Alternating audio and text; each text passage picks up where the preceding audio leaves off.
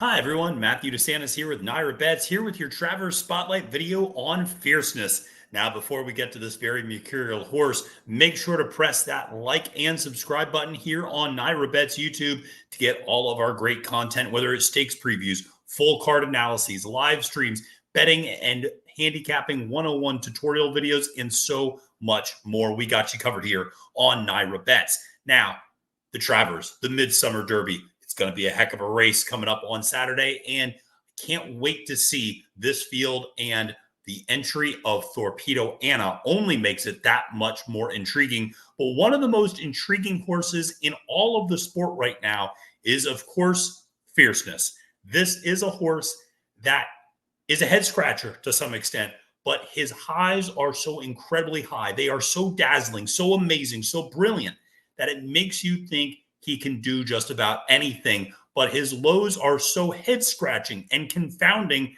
that it leaves you searching for answers.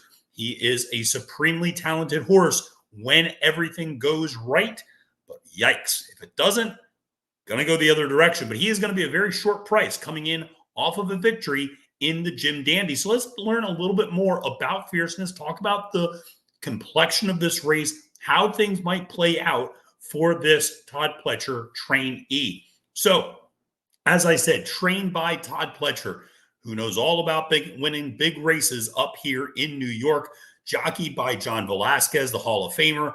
Few people I trust more on a speed horse like Fierceness than Velasquez. Sired by City of Light, the Dam Nonabella. Listen, the pedigree would suggest probably is okay getting the distance. I still think when you look at him physically, he's probably a little bit more of a miler, maybe a 9 furlong type of horse.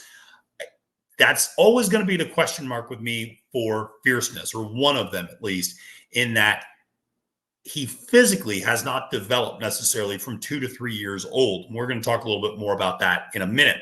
But his wins, as I said, are impressive. Last year, the Breeders Cup Juvenile, I mean, just jaw-dropping, just absolutely obliterated that field, won by over 6 lengths, grade 1 victory in his 3rd career start. The Florida Derby, won by over a dozen lengths. The real Fierceness, as track announcer Pete Aiello said, showed up that day. Another grade 1. And then last time out, the Jim Dandy, the grade 2, holding off Sierra Leone after running right behind some pretty strong fractions set by the West Coast shipper Pony Express. So listen, he showed the ability to rate in that last Jim Dandy. He's shown the ability to rate in the Breeders' Cup Juvenile as well. He doesn't necessarily need to be on the lead, though it does make things a lot easier for him when he is on the lead.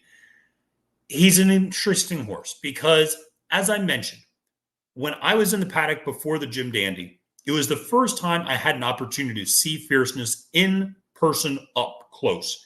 And I was surprised at how underwhelmed I was to some extent. That field featured Sierra Leone. When Sierra Leone walks in the paddock, if you didn't have past performances, if you didn't have anything else, you would just go, well, that's the horse. That's the horse to beat every single time. Sierra Leone just looks like a horse that's supposed to win every single race that he's in.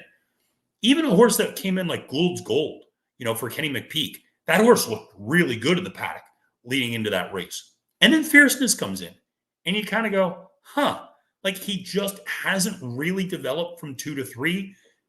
He's not that big. He's certainly not that imposing or intimidating of a horse. His front shoulders still seem a little underdeveloped in some ways.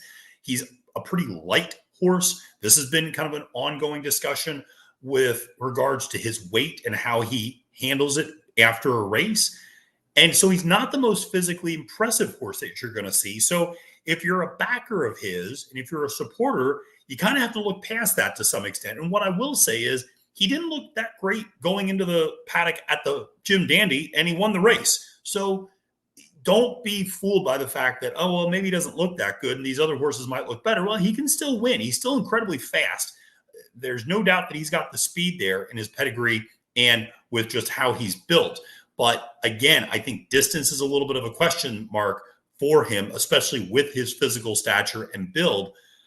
But let's look at some of the more curious running lines that you're ever going to see. This is a horse that goes back and forth between brilliant and Pedestrian. 95 buyer speed figure in debut over a muddy sealed track at Saratoga last year. Won that race by over 11 lengths in front running fashion. Backs it up in the Champagne and runs a terrible race that day. Lunges out of the gate at the start, is behind early, just completely packs it in. Granted, a sloppy sealed track that day down at Aqueduct, but he won over a muddy sealed track. The difference was, of course, he was up on the lead that day. So something to keep in mind. He doesn't like the sort of kickback, and I think he's the type of horse that if he's behind early, it's just not going to happen for him. He's not the type of horse that will pass several other horses. He can rate, and he showed that in his next start, a 105 buyer speed figure in the Breeders' Cup Juvenile. Very impressive effort there. Like I said, winning by over 6 lengths, earning a 105 buyer speed figure, which is still, if I'm not mistaken, the top buyer speed figure of anyone in his generation. And if this one wasn't, certainly his Florida Derby effort still was. However, in between those two, he came back from a little bit of a layoff, ran in the Holy Bull, again, got kind of bounced together at the break a little bit, and just did not really respond that day. Was running behind incredibly slow fractions, kind of traveling 3 wide while like technically on the lead, but was Hades and a couple of other horses. And it just was a very oddly run race. Turning for home, he just didn't have anything there. Ended up losing and finishing third. Comes back and absolutely crushes the Florida Derby field by over 13 lengths. That said, that Florida Derby field should not be confused with a lot of the other grade 1 fields. That was not a particularly strong renewal of the race. I would say that was more of a listed stakes level race, just in terms of the caliber of horses that were in it. And that's no shot at anybody. That's not a shot at Gulfstream. That's not a shot at Fierceness. That's just looking at who else was in that race and going, what level of runner are these horses? And they're kind of listed stakes level horses. Now, he blew them out, and that's what you want to see when you're going up against lesser competition, but it still was maybe not the sort of grade 1 test that it looks like on paper. Then, of course, in the Kentucky Derby, right up on the lead, going behind those very strong fractions, 46 and 3 to the half-mile mark. Almost everyone from the lead fades to the back, with the exception of Mystic Dan, who was sitting about 5th or 6th in that race and manages to sustain his run coming for home. But ultimately, Fierceness fades all the way back to 15th and then comes back last time out in the Jim Dandy off of a little bit of a break. They were going to potentially run this horse in the Belmont Stakes. He was not ready. That was very obvious watching his workouts. He looked sluggish. He looked slow in those workouts, particularly compared to his stablemate Mindframe. And they ultimately decide, Mike Rapoli, the owner, Todd Pletcher, the trainer, say, we're going to put Mindframe, the other horse, his stablemate, in this race rather than Fierceness. Mindframe, of course, runs second to Dornick that day and runs second again to Dornick in the Haskell. But ultimately, they give Fierceness a little bit more time off. He comes back in the Jim Dandy, wins that race while sitting behind the pace of Pony Express. So you don't need to have great vision to see the trend that you see with Fierceness in the past performances. One good race, one bad race. One good race, one bad race. One good race, one bad race. Now, there's some explanations for some of this, rather than just to say, oh, he's an on-off horse. Second career start, he has trouble coming out of the gate over a terrible track, and he's getting kicked back the whole way. 99% of horses that are making their second career start are going to pack it in that spot, and that's what he did. Okay, I can live with that explanation. The Holy Bull, well, it was coming off of a 3-month layoff, and there are some people who believe that he got the wind knocked out of him a little bit early on in that race, and that, if you look and you watch the head-on, he really did get smacked together between 2 horses coming out of the gate, and people think that might have disrupted him and just, maybe he wasn't fully cranked for that race. He never really looked comfortable that day, and Velasquez is about as good as anybody is at getting horses to be comfortable up on the front end. Just didn't really look comfortable that day at all. So I can excuse that Holy Bull. The Kentucky Derby, listen, anybody who handicaps knows what's the first thing you do typically when you look at a horse's past performances that include the Kentucky Derby? You draw a line through the Derby, because it's such a freakishly unusual race. And I don't want to say this is a fluky race, okay? Because that discredits the horses that win the race. but it is a race that can produce rather anomalous results. Okay. And you see incredibly strong paces and fractions. Horses are caught extraordinarily wide. And you also have situations where horses just, the race is over in the first, 50 feet practically. They break out of the gate and somebody breaks a half second slow and it's all over. Now, Fierceness fell into that category of just being really far up and right on a very fast pace that kind of collapsed, quite frankly. So, okay. So those are all the things that I can make rational excuses for his bad efforts. And to go, it's not just that, it's his every other sort of thing. Here's the thing. There's also a lot of discussion about whether or not he needs more time between races, that he's a horse that sometimes does not carry weight extremely well. And that coming out of a race, he might lose a lot of weight. It takes him a little bit of a while to put his racing weight back on. As I mentioned, he's not a big horse, just compared to some of the others that he's going to be racing against. Now, the counter argument to that is one that my colleague Andy Serling at NYRA has espoused. And I understand Andy's rationale. I don't know if I completely agree with it, but I don't disagree with it either. I see the validity of his point, which is arguably his best performance was the Breeders Cup Juvenile. And that came on 27 days rest. Or 24 days rest, I should say. So he came back on very short rest to run a huge race, and probably his best race. What I would say is that was also at 1 1/16 at Santa Anita.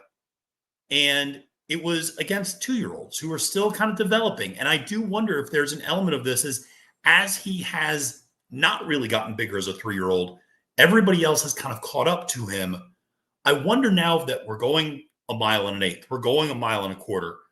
I wonder if some of that starts to catch up with him a little bit more, that going this extra distance and facing tougher competition, maybe he does need a little bit more time off in between races. Listen, owner Mike Rapoli, who has never won loss for words, even joked when entering Fierceness into the Travers that he joked on Twitter, well, Fierceness will probably lose this race by 7 lengths, but that'll set him up for a world record-breaking Breeders' Cup Classic performance. Even he's kind of joking at the fact that this is a horse that does go on, off, on, off.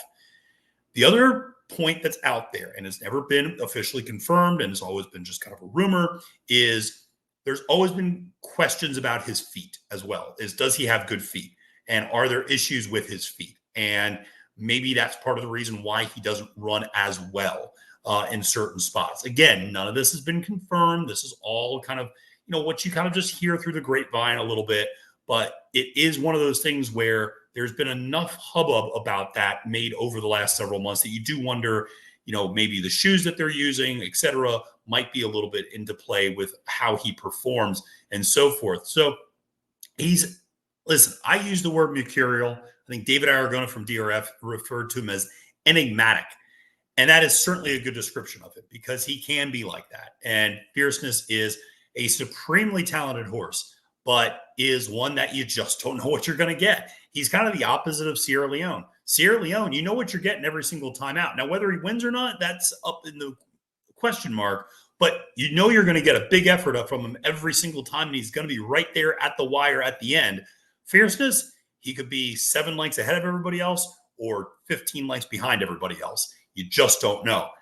He's probably a bet against for me in this spot, coming back on relatively short rest against what I think is a pretty good field. And from a pace standpoint, this is another thing we should talk about. Fierceness seems to be the type of horse that does not have a plan B at all. If things do not go his way, he packs it in. That's probably the truest statement about him I feel like we can probably make, is when he has the perfect trip, he looks like an amazing horse. When he has a difficult trip, he does not show the resilience and the grit, particularly going the Travers distance. So that is going to be the issue because you have a horse like Unmatched Wisdom for Chad Brown who is going to go. No question about that. And particularly, there's going to be some gamesmanship perhaps because Chad Brown's other horse, Sierra Leone, likes to come from the back. So I have a hard time thinking that Unmatched Wisdom is just going to rate and just let Fierceness get up to the lead. You also have a horse like Batten Down for Bill Mott, who wants to go fast as well. So the three of them might go at each other a little bit up front. That could lead to a stronger pace than what Fierceness wants to do for this distance. And again, open things up for a horse coming from the back. So, it's hard to see him getting a perfect trip again. I just don't know about him at this distance, off this short of a layoff, etc. Like I said, it's probably a bet against for me. And then in the next race, hey, he might end up getting a huge price, just like he did in last year's Breeders Cup Juvenile. Well, listen, folks, thanks so much for tuning in to this Travers Spotlight on Fierceness. Make sure to press that like button and subscribe to the NYRA Bets YouTube channel. My name is Matthew DeSantis, wishing you a great and prosperous day at the races, and reminding you, friends, it's now post time.